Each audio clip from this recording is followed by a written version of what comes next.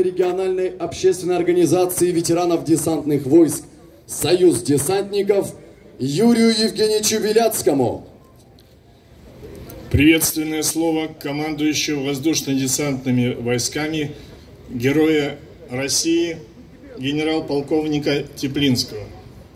Воздушно-десантные войска, благодаря наличию в своих рядах высокопрофессиональных специалистов с высокой боевой выучкой, отличной физической подготовкой и беспредельной отвагой, давно перерос рамки сугубо армейского, став почитаемым в народе.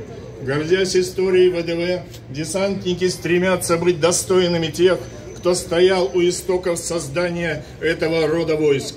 Свято чтят память о погибших боевых товарищах, своими победами отстаивают и приумножают величие своей Родины. Выражая благодарность всем, кто стойко переносил тяготы и лишения, проходя службу в воздушно-десантных войсках, тем, кто и сегодня в своей служебной и общественной деятельности не жалеет ни сил, ни времени на благовоспитание и подготовки до призывной молодежи, тем самым обеспечивая преемственность поколений. Низкий поклон вашим отцам, матерям, женам и всем тем, кто воспитал, ждал, ждет и растит защитников Отечества. Благодаря вашим бескорыстным усилиям для миллионов мальчишек нашей страны образ воина-десантника является образцом защитника Отечества.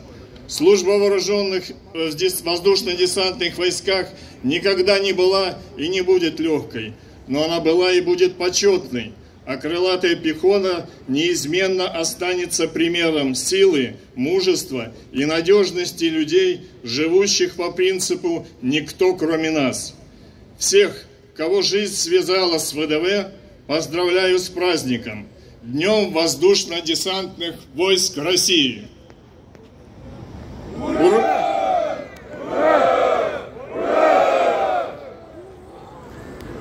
От имени